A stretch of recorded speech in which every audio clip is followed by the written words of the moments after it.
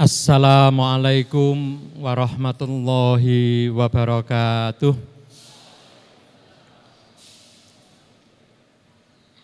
Alhamdulillah alladzi arsala rasulahu bil huda wa dinil haqq liyudhhirahu 'alad dini kullih. Arsalahu basyira wa nadhira wa da'iyan ilallahi bi'idnihi wa sirajan munira. Asyhadu an la ilaha illallah wahdahu la syarikalah wa asyhadu anna Muhammadan abduhu wa rasuluhu la nabiyya ba'dah. Allahumma sholli wa sallim wa barik ala khatamil anbiya'i wal mursalin Nabiyyina Muhammad wa ala alihi wa ashabihi wa man tabi'ahu bi ihsanin ila yaumil qiyamah. Amma ba'd, usi nafsi wa iyyakum bitaqwallah faqad fazal muttaqun. Qala Allahu ta'ala fil Qur'anil Karim, a'udzu billahi minasyaitonir rajim. Bismillahirrahmanirrahim.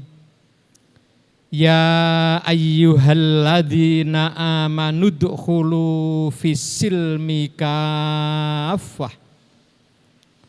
Udkhulu fis-silmi kaffatan wa la tattabi'u khutuwatis syaiton. Innahu lakum aduwwum mubin.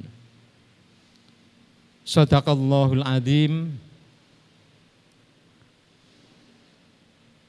Pimpinan Universitas Muhammadiyah Magelang, Ibu Rektor, alhamdulillah, juga Bapak Wakil Rektor, alhamdulillah, yang hadir, juga Bapak BPH hadir, sekaligus Wakil Ketua Pimpinan Wilayah Muhammadiyah Jawa Tengah. Secara struktural, Bapak Ibu Dekan, seluruh sivitas akademika, hingga para mahasiswa tanpa kecuali. Alhamdulillah pada pagi hari ini kita bertemu dalam keadaan sehat walafiat, kendatipun mungkin tidak 100%. Tapi mari betul-betul kita syukuri kondisi keadaan yang kita terima, kita hadapi, kita hayati hari ini dengan sungguh-sungguh. Fa insyaallah apabila kita bersyukur, demikian banyak hal positif yang bisa kita ambil, kita gunakan sebagai pijakan untuk kita menuju kepada kesyukuran baru berikutnya. Sholawat dan salam semoga menetap pada panutan kita, uswah hasanah kita, manusia paling mulia yaitu Kanjeng Nabi Muhammad sallallahu alaihi wasallam. Semoga melimpah kepada keluarga beliau, kepada sahabat beliau, kepada seluruh pengikut beliau sejak dulu awal mula, as-sabiqunal awwalun, para sahabat terdekat yang ikut serta berjuang, memperjuangkan Islam di awal mula yang demikian keras, yang demikian hebat. Mereka tidak sekadar bertaruh harta, tapi bertaruh seluruh jiwa, raga, harta, yang menjadikan mereka kemudian tertulis dalam sejarah Islam sebagai manusia-manusia yang demikian mulia dan kemudian didoakan oleh kita semuanya. Semoga melimpah kepada seluruh pengikut beliau hingga kepada kita semuanya yang pagi hari ini berkumpul bersama di Masjid Manarul Ilmi ini. Ibu bapak yang berbahagia, Kajian pada pagi hari ini saya dasarkan pada Quran surat Al-Baqarah ayat 208. Sebuah ayat yang demikian sederhana,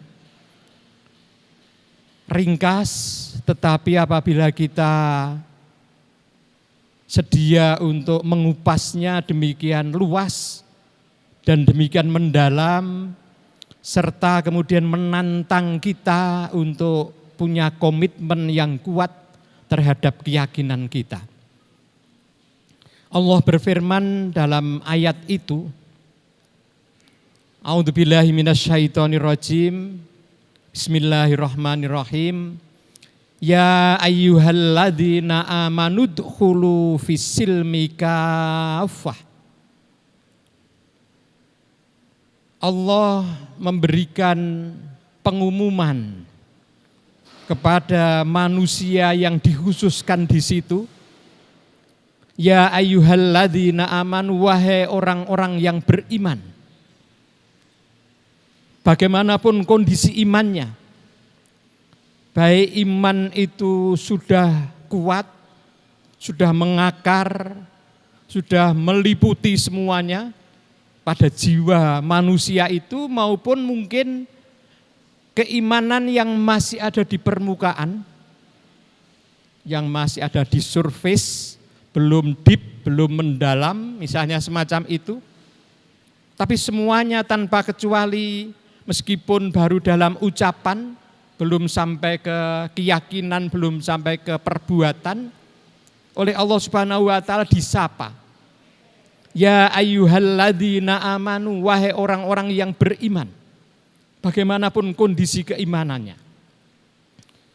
Perintah Allah sederhana sekali di situ, udkhulu fis-silmi kaffah. Masuklah kalian fis-silmi, dalam kedamaian, dalam agama Islam.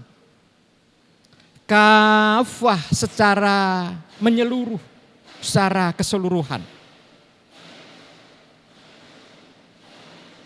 Di sini menarik sekali kalau Allah berfirman di situ kepada orang-orang yang beriman, apapun bagaimanapun kondisi keimanannya, perintah Allah, masuklah ke Islam secara menyeluruh. Itu artinya kondisi yang sebaliknya itulah yang realitas. Realitasnya manusia di dunia yang meskipun sudah beriman, itu belum masuk ke Islam secara menyeluruh. Baru mengambil, memanfaatkan, mencitra, menghayati Islam secara sebagian. Belum menyeluruh. Belum menyeluruh. Dan perintah Allah di situ, masuklah ke Islam secara menyeluruh, jangan hanya sebagian. Udkhulu fis-silmi kaffah, dalam kedamaian, dalam Islam, agama yang memang dari Allah itu, yang diturunkan kepada kita semuanya, kepada manusia yang hidup di dunia ini, lewat utusan Allah, yaitu para rasul, yang secara resmi memang dipilih oleh Allah. Yang semacam itu, masuklah ke Islam secara menyeluruh. Artinya kondisi yang sebaliknya yang terjadi mayoritas muslim. Mayoritas orang yang sudah beriman itu mayoritasnya masih mengambil Islam secara sebagian. Nah, kok sebagian tampaknya ini hal yang sederhana tapi menarik karena tidak sedikit kita semuanya, ya tidak semuanya tanpa kecuali, karena ada orang-orang yang memang masuk Islam tidak dari orang tua. Tapi kebanyakan kita masuk Islam lewat orang tua, lewat lingkungan kita, lewat komunitas kita. Dan itu dipentingkan betul. Sehingga kebanyakan kita mendapatkan Islam itu secara dogmatis. ajaran Islam kita pahami, kita terima secara dogmatis, dan kecenderungannya orang tua kita itu pokoknya bagaimanapun tetap Islam, semacam itu. Dan itu tidak salah. Kesalahannya boleh jadi kalau itu kemudian sebagai dasar awal kita tapi tidak kita lanjutkan dengan proses berikutnya. Sehingga memahami Islam hanya secara dogmatis. Maka penting sekali kemudian sisi-sisi yang lain karena Islam demikian menyeluruh. Kita ketahui Islam itu diturunkan oleh Allah Subhanahu wa taala kepada Kanjeng Nabi kita. Rentangan waktunya juga demikian panjang. Sejak Kanjeng Nabi menerima wahyu yang awal, usia Kanjeng Nabi 40-an, sampai dengan Kanjeng Nabi wafat ketika khutbatul wada semacam itu, rentangannya 23 tahun. Dan oleh Allah Subhanahu wa taala Islam diturunkan sebagian. Tidak secara mujmal sekali, tidak. Maka proses kita juga perlu ikut yang semacam itu. Secara pelan tetapi pasti. Masuk Islam menyeluruh. Pelan tetapi pasti. Nah, oleh karena itu Bapak Ibu yang berbahagia, mungkin secara teoritis kita bisa menyebut ada orang Islam yang memang berislam memilih hanya secara dogmatis. Pokoknya Islam yang paling benar, Islam yang paling hebat. Tetapi ketika ditanya kelanjutannya yang bersangkutan tidak bisa menerangkan juga. Karena itu sekadar sebagai keyakinan dan tidak ditindaklanjuti dengan akal pikirannya memahami itu. Tidak memahami itu. Nah, inilah yang problem yang perlu kita tindak lanjuti. Sebagian di antara kita juga ada yang ketika mendapatkan Islam dari orang tua, realitas dalam kehidupan masyarakat, pokoknya tetap Islam, minimal KTP-nya. Itu kan amat minimal. Tapi itu tidak salah. Untung sudah berani berislam meskipun masih KTP. Hanya tindak lanjutnya kemudian bagaimana itu yang belum. Mungkin keyakinannya juga belum, pikirannya juga belum diislamkan, amal kesehariannya juga belum. Nah, proses-proses berikutnya ini yang penting. Sehingga perintah Allah di situ, udkhulu fis-silmi kafah. Masuklah Islam secara menyeluruh. Pelan-pelan, proses, growing, never ending proses. Yang kemudian kita proses selalu setiap hari sesuai dengan kondisi kita. Tidak mandek, tidak stop. Nah, itu yang paling penting. Jadi mungkin secara teoritis bisa disebutkan. Ada orang-orang yang berislam itu hanya memilih sebagian yaitu secara dogmatis. Itu ada. Dan apabila hanya secara dogmatis, itu kan tampak sekali mungkin yang bersangkutan stuck pikirannya. Tapi keyakinannya oke. Semangatnya luar biasa. Tapi sewaktu ditanya banyak hal kaitannya dengan ilmu, dia enggak bisa apa-apa. Dogmatis, maka perlu ditindaklanjuti. Berbeda dengan mungkin yang sebelahnya. Ada orang-orang yang Islam itu hanya secara rasionalistik. Rasional. Mana yang masuk akal, ya dia ikuti. Enggak masuk akal, tinggalkan. Ini kasus yang banyak sekali terjadi juga. Wah, ini masuk akal. Masuk akal, saya ikuti. Ini enggak ada manfaatnya untuk saya, enggak ada dampaknya untuk saya tinggalkan. Mengambil Islam baru sebagian. Secara sepotong-sepotong. Ada yang semacam itu. Dogmatis, rasionalistik. Yang ketiga, formalitas. formalitas. Meskipun mungkin semangatnya ada tapi formalitas saja. Di KTP semacam itu. Kalau ditanya Islam, oh Islam saya itu masih keturunan, bahkan mungkin ada yang keturunannya wali songo, keturunannya kiai, bani siapa atau apapun, kiai haji siapa, masih familinya siapa dan lain-lain semacam itu, formalitas. Mengambil Islam hanya sebagian. Ada yang semacam itu. Ada lagi orang-orang yang berislam itu dengan rutinitas ibadah yang dia senangi tapi stuck. Terus saja beribadah ke sana kemari bermacam-macam sehingga kemudian bagaimana waktu yang ada digunakan sampai dengan hal-hal yang tidak rasional, hal-hal yang sesungguhnya mungkin bertentangan dengan keyakinan tetap dia jalani karena apa? Memanfaatkan waktu. Demikian banyak orang-orang yang semacam ini.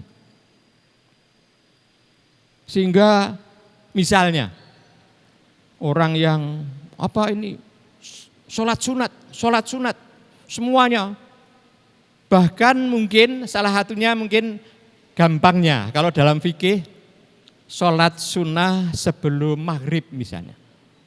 Itu kan sebelum isya memungkinkan. Tapi kalau sebelum maghrib itu kan sesuatu yang ikhtilaf itu.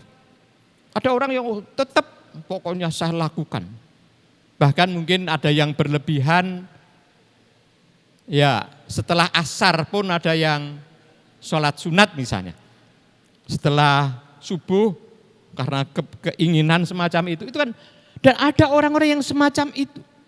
Memanfaatkan waktu untuk beribadah berlebihan tapi tanpa dasar, tanpa prinsip. Nah, Bapak Ibu yang berbahagia. Oleh karena itu perlu betul memang kita berislam itu kita proses. Tidak pokoknya stuck seperti kemarin ya sudah selesai.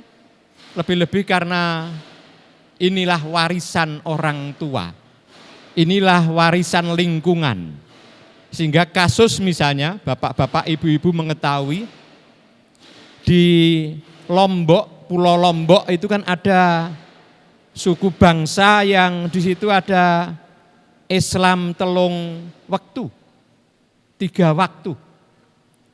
Islam kok telung waktu, tidak 5 tapi hanya 3. Ya karena ada yang kemudian logikanya si da'inya, mubalighotnya itu baru mengajarkan 3 yang bersangkutan sudah wafat, kemudian diteruskan oleh umat itu pokoknya yang dari mubaligh, dari da'i itu semacam itu teruskan. Sampai dengan hanya Islam 3 waktu. Itu kan ketidakutuhan untuk melihat Islam. Ibaratnya Bapak Ibu yang berbahagia, kalau ada cerita tentang mungkin 5-6 orang buta yang sama-sama mendekati seekor gajah yang mati, masing-masing kemudian bergerak menuju ke gajah itu dan bertemu dengan bagian-bagian gajah, entah bagian ekornya, entah bagian gadingnya, entah bagian kakinya, entah bagian perutnya, entah bagian telinganya. Masing-masing mengatakan wujud gajah adalah seperti yang dia pegang. Dan itu apabila kemudian diterus-teruskan, bukan semacam itu. Itu hanya sebagian kecil dari wujud Islam yang demikian menyeluruh, demikian luas. Islam itu agama yang demikian lengkap, memberikan panduan betul bagi manusia untuk mendapatkan kebahagiaan hidup di dunia ini hingga akhirat. Tuntunan hidup yang betul-betul mulai hal-hal sehari-hari sesuai dengan naluri kemanusiaan, sesuai betul dengan indera manusia, sesuai betul dengan akal manusia. Semacam itu dasarnya itu memang manusiawi sekali. Tapi Juga kemudian sesuai dengan firman Allah Al-Quran. Nah, oleh karena itu kelengkapan keseluruhannya jadi penting sekali untuk kita pahami. Dan itu prosesnya menjadi PR kita masing-masing memprosesnya. Nah, Bapak Ibu yang berbahagia, secara ringkas saya jadi ingat satu surat di Al-Quran, dalam Al-Quran yang Imam Syafi'i menyebut surat ini ringkas. Ringkas sekali. Tetapi apabila manusia sedia untuk berpikir tentang kandungan muatan dari satu surat ini, sesungguhnya dia sudah memberikan panduan hidup manusia menuju kebahagiaan dunia hattal akhirah. Lau fakkaron nasu kulluhum fi hadhihi surah lakafathum. Itu. Apabila manusia sedia untuk memikirkan satu surat ini yang pendek, itu mencukupi sudah. Nah, surat itu adalah surat Al-Asr. Surat ke-103, hanya 3 ayat. Tapi sungguh itu luas sekali bagi seorang Imam Syafi'i. Cukup itu. Panduan di situ menegaskan siapapun manusia di dunia, karena ketika berada di dunia maka kemudian ingatan akan akhirat, ingatan akan kehidupan pasca dunia ini, itu tidak gampang. Maka kebanyakan manusia betul-betul terpesona, betul-betul terpana, betul-betul tersanjung, betul-betul istilahnya dia terpesona oleh kehidupan dunia. Sehingga 3 ayat itu dimulai dengan sederhana sekali. Karena manusia seluruhnya tanpa kecuali diberi rentangan waktu yang memang berbeda-beda. Allah berfirman di situ, A'udzubillahi minasyaitonirrajim wal asr. Demi waktu. Waktu yang kita ketahui itu. Waktu kan sederhana sekali. Waktu itu kan makhluk Allah yang apabila kita ada di dalamnya itu demikian menarik. Wal asr, demi waktu. Waktu. Kita berada di dalamnya. Karena kita makhluk hidup. Kalau kita makhluk mati, nah mungkin kita kemudian keluar dari waktu, dari dimensi waktu itu. Tapi kita ada dalam dimensi waktu itu. Kita ada di dalamnya. Wal asr. Kemudian di ayat yang kedua Allah berfirman, innal insana lafi khusr. Kalau orang lama menyebutnya innal insana lafi khusrin illah. Itu. Menarik ini. Karena ada keinginan untuk memahaminya jangan mandek. Innal insana, sesungguhnya manusia. Siapapun manusia itu. Entah itu jabatannya tinggi, entah itu orang awam, entah itu orang pintar, entah itu orang tidak pintar, entah itu orang berpunya, entah itu orang tidak berpunya. Innal insana, insan. Entah itu laki-laki, entah itu perempuan, semuanya tanpa kecuali. Entah itu tua, entah itu muda. Ketika dalam dimensi waktu ada dalam di sana, di dalamnya, innal insana lafi husrin. Lafi husr, illah. Lafi husrin illah. Ya, sungguh dia dalam keadaan husr. Dalam keadaan rugi.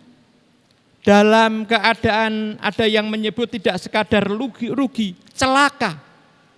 Manusia ada dalam dimensi waktu, dalam putaran waktu itu pasti celaka. Celaka.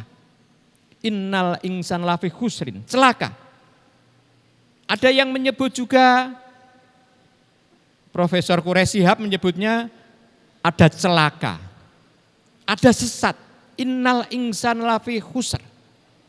Celaka, sesat, rugi. Segala sesuatu yang negatif. Manusia dalam dimensi waktu negatif. Karena terpesona oleh waktu. Karena diombang-ambingkan oleh waktu. Bapak-bapak, ibu-ibu bisa berpikir, waktu hari ini itu kan juga ya satu hari. Mulainya ya yang kita sadari aja, bangun tidur sampai dengan kita nanti tidur lagi. Ini kan kita isi waktu itu dengan aktivitas, dengan kegiatan, dengan apapun pilihan kita. Dan kita niati boleh jadi memang bismillah saya isi waktu yang berjalan ini dengan sekian amalan, sekian perbuatan, sekian harapan, termasuk mungkin meraih ke depan jangka jauh, jangka menengah, jangka dekat, atau kalau toh tidak, ya untuk hari ini saja misalnya, semuanya tanpa kecuali, pilihannya semacam itu, dan itu kita lakukan. Dan kita sadar betul bahwa hari ini juga akan hilang. Begitu tadi pagi kita bangun tidur, kita isi sesuai dengan rotasi ini, matahari, kaitan dengan bumi dan lain-lain, terus saja semacam itu bergerak sampai dengan kemudian habis, tidak kelihatan lagi matahari, habis hilang. Besok ada waktu hari yang baru. Tidak pernah berhenti. Seolah-olah habis lagi, setiap hari habis. Seolah-olah tidak ada apa-apanya. Itulah waktu. Nah, manusia betul-betul diombang-ambingkan oleh waktu yang terus berjalan semacam itu. Kadang kita rasakan demikian cepat. Ketika mungkin pas kita sibuk. Cepat sekali. Tapi kalau pas kita tidak sibuk, kita mungkin justru merasakan lebih-lebih kalau menunggu seseorang. Wah, menunggu seseorang 5 menit saja kok belum datang. Pelan sekali seolah-olah. Itu semuanya kaitan dengan subjektivitas kita. Tapi 5 menit ya 5 menit, habis. Betul. Seolah-olah habis sudah, enggak ada apa-apanya. Tapi semuanya tanpa kecuali kelak.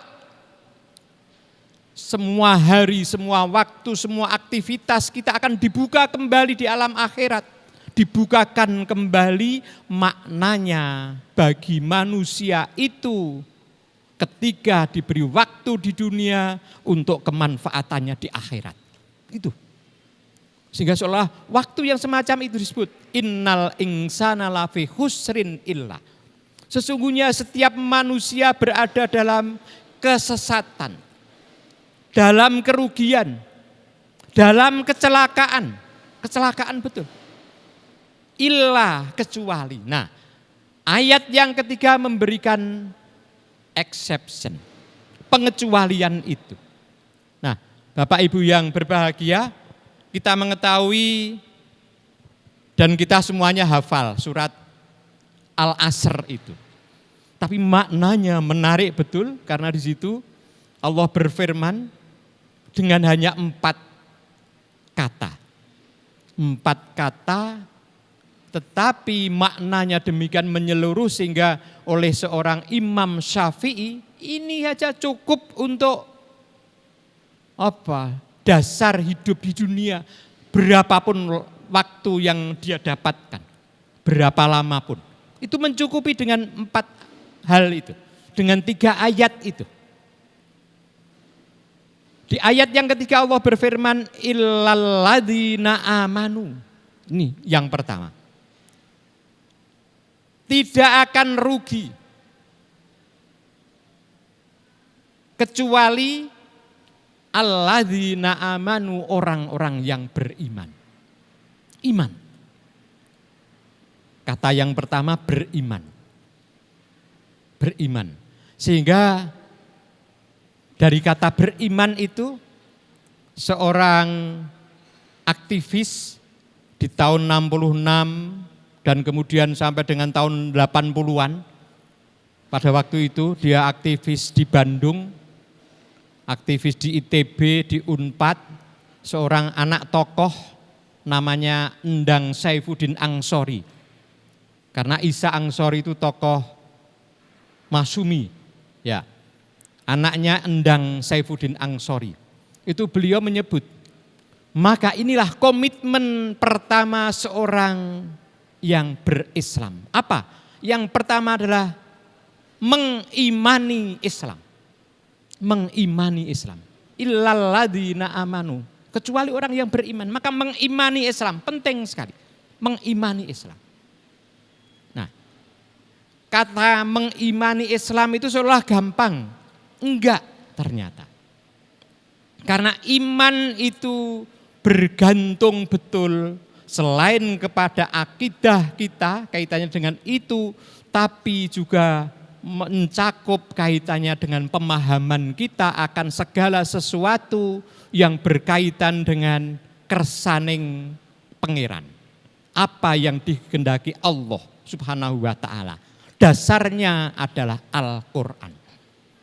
Maka Endang Saifuddin Angsori kemudian menambahkan, tidak hanya mengimani Islam, tapi yang kedua adalah mengilmui Islam.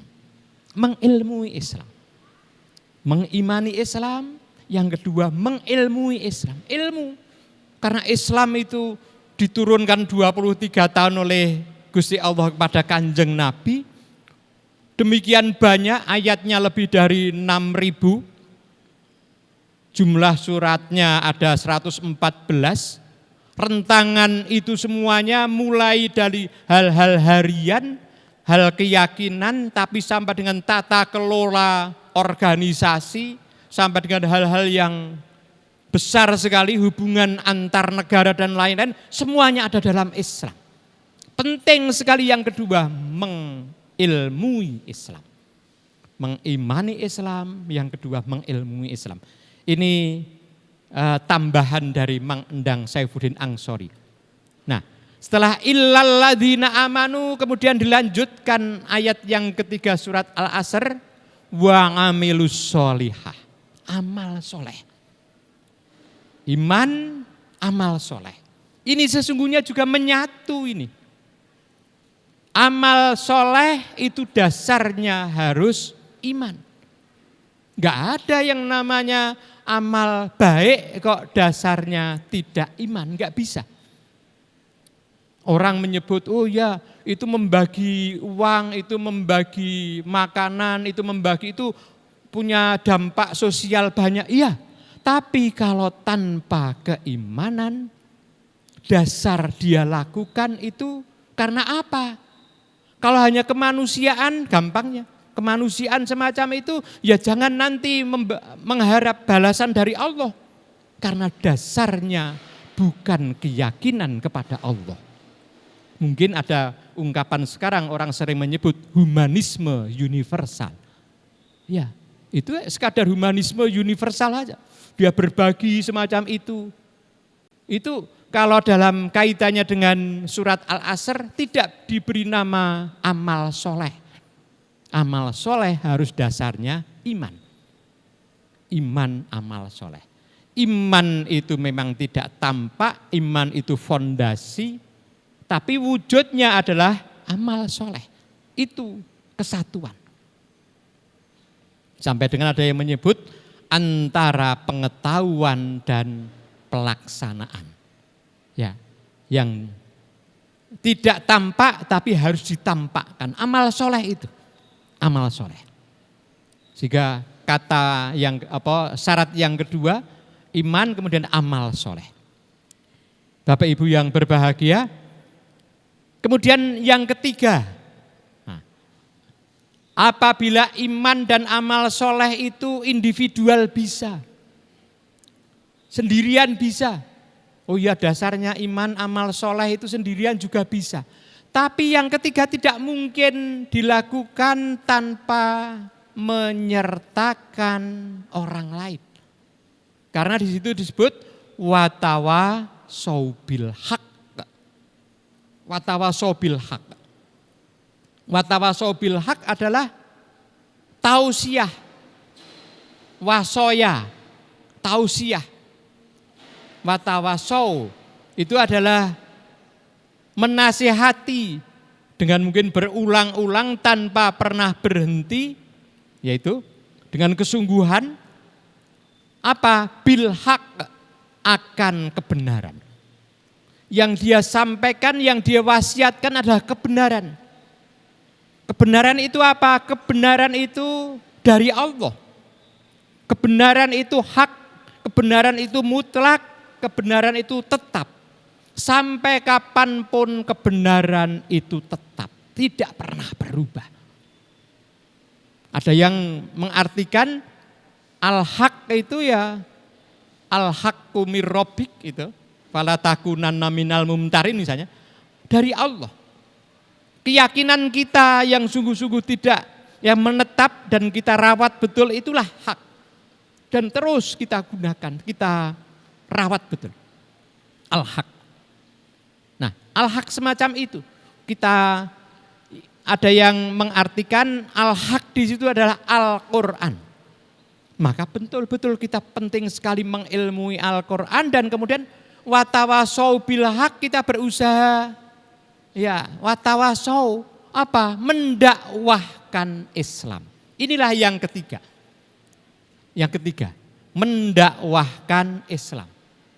Watawasau bil haq, mendakwahkan Islam. Setiap orang yang beriman, setiap orang yang Islam itu punya komitmen untuk mendakwahkan Islam dimanapun berada, dalam kondisi apapun. Sesuai dengan kemampuannya. Tidak hanya kemudian yang sudah haji, tidak. Siapapun manusianya, balighu anni walau ayah. Dia apa? Seberapapun dia. Ya hanya mengingatkan atau apapun itu kondisinya. Mendakwahkan Islam, inilah yang ketiga. Yang ketiga, mendakwahkan Islam. Kemudian yang terakhir, watawasau bis sabr.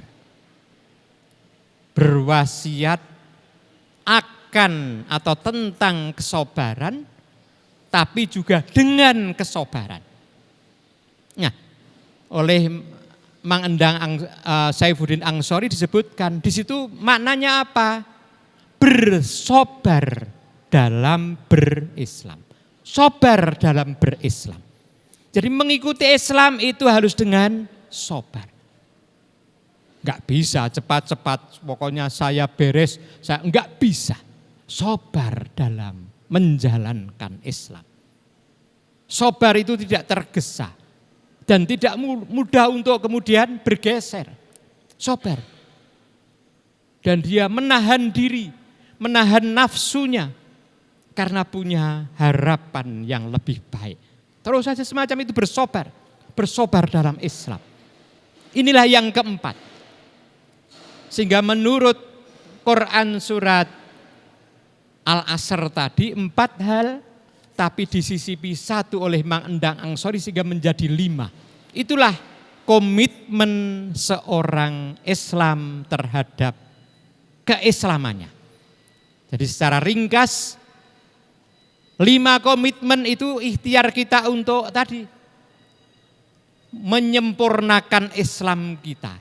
Dan itu terus bisa kita lakukan setiap saat, setiap hari, dimanapun tempatnya. Kelimanya yang pertama adalah mengimani Islam tadi. Mengimani Islam. Iman terhadap Islam kita. Iman itu tidak sekadar percaya. Tapi betul-betul kita tanamkan dan kita tumbuhkan dari situ wujudnya. Mengimani Islam. Nah, yang kedua tambahan dari Mang Endang Saifuddin Ansori tadi, mengilmui Islam. Mengimani Islam, mengilmui Islam. Kita ilmukan Islam. Sehingga ada fakultas agama Islam gitu loh. Kan mengilmui Islam. Karena apa? Ada ilmunya. Gitu. Tapi tidak boleh berhenti pada sekadar Islamologi. Ilmu tentang keislaman harus disertai mengamalkan Islam. Itu yang ketiga. Yang keempat tadi, mendakwahkan Islam. Seberapapun. Dakwah itu harus dengan orang lain. Meskipun kepada suami kita, istri kita, teman kita, anak kita, lingkungan kita, orang lain, tetangga kita, teman di perjalanan, di kereta api dimanapun, itu mendakwahkan Islam. Itu komitmen yang berikutnya tadi, mendakwahkan Islam. And the last adalah sabar dalam berislam. Sabar, menjalani Islam dalam kesabaran. Ya, ikuti proses yang ada. Islam itu tumbuh, berkembang, terus saja. Termasuk tanaman keislaman kita. Kita mendapatkan benihnya lewat orang tua, kebanyakan kita kan itu. Ya, mari kita tumbuhkan.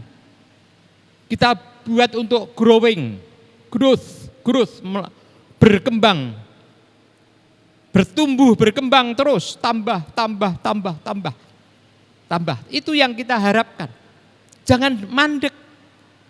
Islam saya sudah sejak dulu pokoknya begitu, enggak mau, jangan. Seperti tadi yang kami sebutkan di awal, mengambil Islam hanya sepotong, enggak pada tempatnya. Pokoknya hanya dogmatis tidak cukup. Rasionalistik saja tidak cukup. Karena ada hal-hal dalam Islam yang memang rasional betul. Lebih-lebih kaitannya dengan sains, ilmu pengetahuan amat sangat banyak. Demikian banyak orang ilmuwan yang dasarnya awalnya tidak orang Islam, tapi karena ayat-ayat Al-Quran dia kemudian masuk Islam. Demikian banyak itu. Demikian banyak, rasional, betul. Tapi tidak hanya mengambil yang rasionalistik saja, jangan. Yang ketiga, formalitas, ya penting, tetap penting. Ngaji apakah enggak penting? Oh, amat sangat penting untuk merawat keyakinan. Merawat komunitas bersama untuk bisa saling menguatkan. Lebih-lebih kalau usia lebih daripada 50 tahun, lebih dari 60 tahun. Komunitas jadi amat sangat penting. Kasus di Sawangan, PCM Sawangan itu kan punya pesantren lansia.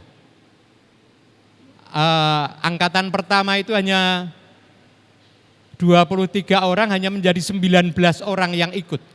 Tapi angkatan kedua sudah 50 lebih. Pesantren lansia, orang-orang yang sudah usia lanjut, mereka haus betul akan ajaran agama, pembimbingan dalam kehidupan. Itu yang diharapkan dan itu kemudian membludak lebih dari 53 beberapa orang yang ikut. Dan itu fenomena yang menarik. Saya ceritakan ini di PCM yang lain, kapan Pak di sini diadakan? Harapan untuk itu kuat sekali. Formalitas jadi tetap penting. Formalitas. Jadi yang namanya membaca Al-Quran secara tajwid benar dan lain, semuanya penting sekali itu. KTP-nya tetap Islam, penting betul. Karena itu hiroh juga. Jangan tinggalkan itu. Tapi yang keempat juga jangan hanya sebagian, pokoknya banyak amalnya. Tahu-tahu amalnya tidak ada dasarnya tapi tetap dia lakukan. Enggak ada dasarnya, baik itu dasar fikihnya dan lain-lain, tapi hanya kepuasan yang bersangkutan. Demikian banyak. Pokoknya itu saya lakukan. Saya kalau tidak menjalankan itu rasanya dosa. Enggak benar juga itu. Karena enggak ada dasarnya. Nah, tarjih di Muhammadiyah menuntun itu semuanya. Mari kita lakukan. Dasar beragama kita, antara apa dan lainnya semuanya ada. HPT, Himpunan Putusan Tarjih. Yang itu akan memandu, dan itu ketika kemudian dilakukan lebih-lebih kepada orang-orang yang lansia, dan ke depan lansia akan semakin banyak. Sehingga penting betul yang namanya pesantren lansia itu. Dan betul-betul insya Allah itu bisa membimbing. Nah, jadi itu 5 hal, 5 komitmen ikhtiar kita untuk berislam secara menyeluruh. Jangan mandek dengan keislaman kita yang kemarin. Mari kita teruskan. Kita tumbuh kembangkan pemahaman Islam kita.